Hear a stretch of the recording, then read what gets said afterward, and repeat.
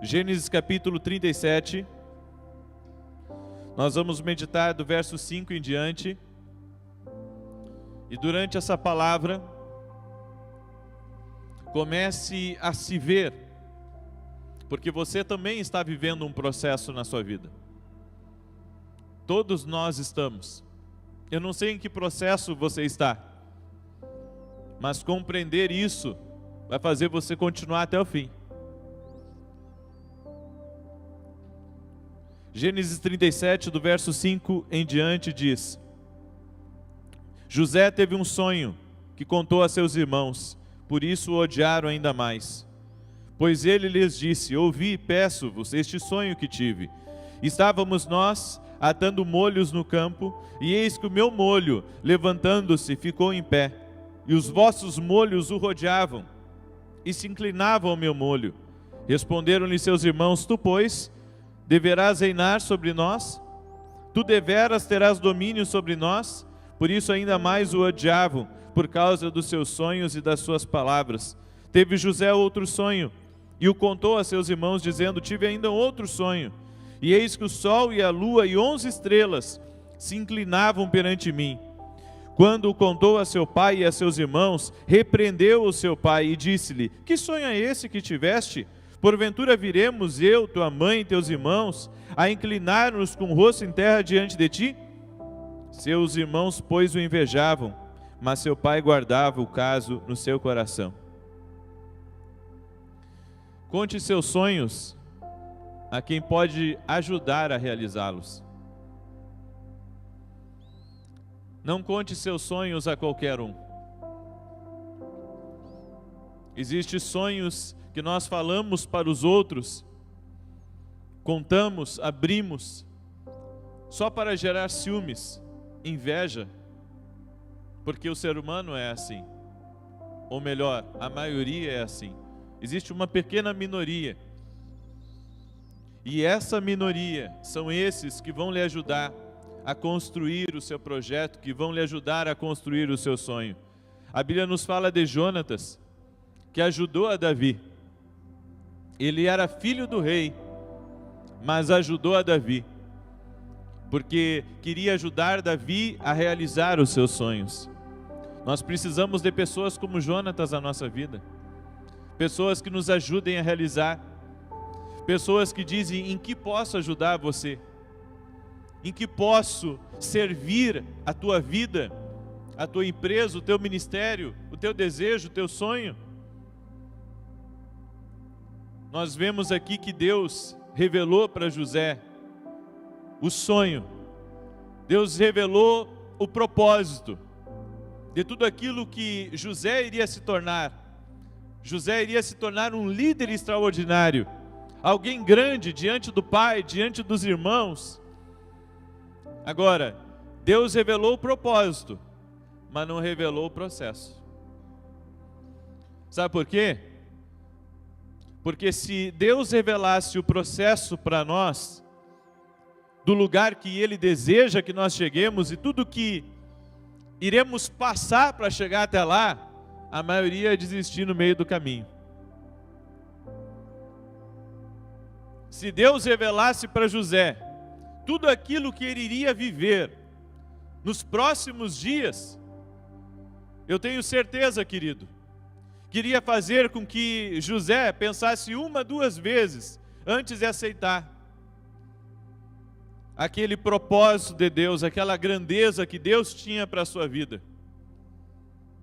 Então, você pode ter grandes palavras de Deus sobre a tua vida, grandes profecias, grandes revelações. Deus tem falado ao seu coração do que você irá realizar aqui nessa terra, do que você irá conquistar. Mas o processo está sendo dolorido, e é dolorido para todo mundo mesmo. Não é fácil. No entanto, precisamos ter o nosso coração no que Deus prometeu. Quando você estiver diante do processo, lembre da recompensa. Eu falo para as pessoas quando eu acordo pela manhã. Todos os dias meu relógio desperta às 5h30 da manhã. Todos os dias. E E o que me motiva a sair da cama, do quente das minhas cobertas, é a recompensa que eu terei ao orar às 6 da manhã.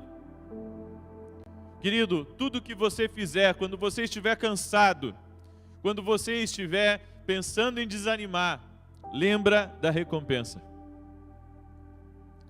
Lembra da recompensa. É por isso que a Bíblia fala tanto da recompensa. Ela fala da coroa da vida, ela fala da pedra branca, ela fala da eternidade, ela fala de tantas coisas relacionadas à recompensa, porque ela sabe que o processo é dolorido para todos.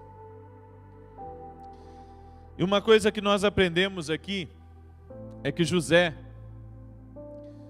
ele teve que enfrentar a inveja dos seus irmãos, teve que enfrentar também a ignorância, e nos leva ao segundo processo. Ao segundo processo que José, ele teve que viver, a privação total. A Bíblia nos diz em Gênesis capítulo 37, no verso 23, hoje você vai folhear bastante a Bíblia comigo, o que você não leu durante a semana, você vai ler hoje. Gênesis 37, verso 23, diz assim: logo que José chegou a seus irmãos, estes o despiram da sua túnica, a túnica de várias cores que ele trazia, e tomando-o lançaram-no na cova.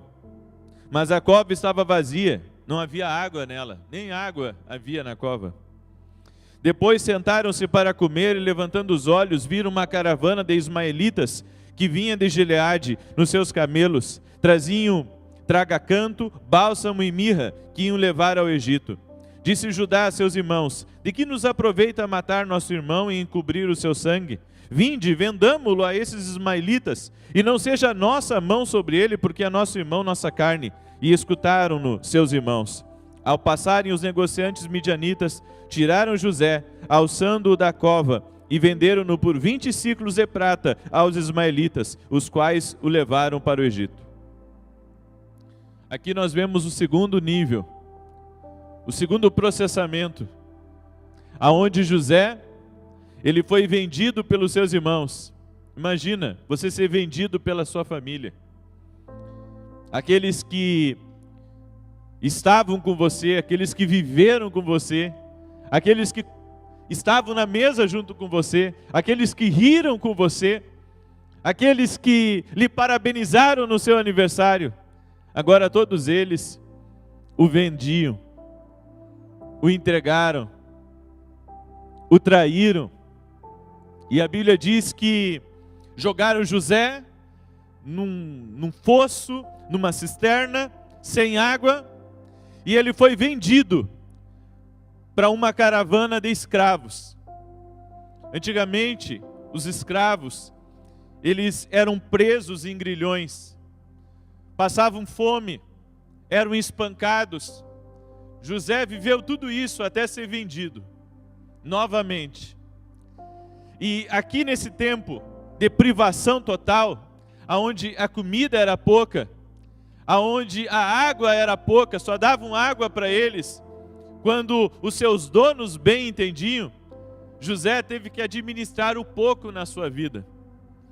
Querido, se você for ver, José se tornou um grande administrador, porque ele teve que administrar tudo na vida dele desde esse momento. Porque quando ele estava com o pai dele, ele tinha abundância de comida. A Bíblia diz que o pai dele, inclusive, fez uma túnica para ele única, de várias cores.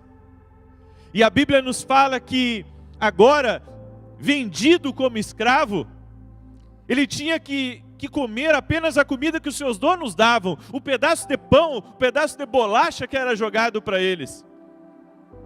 E eu compreendo uma coisa: José só soube administrar as coisas na casa de Potifar, porque ele aprendeu a administrar quando estava escravo. Você sabe que nós não aprendemos as coisas quando tudo está bem. As maiores lições que nós aprendemos na vida é quando tudo está mal. Você só valoriza o pouco que tem, porque um dia você teve que administrá-lo.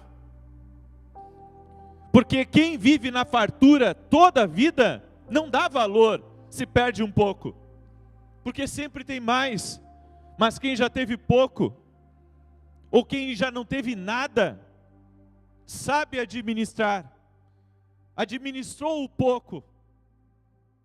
Por isso que a Bíblia diz que se você for fiel no pouco, sobre o muito Deus vai colocar você.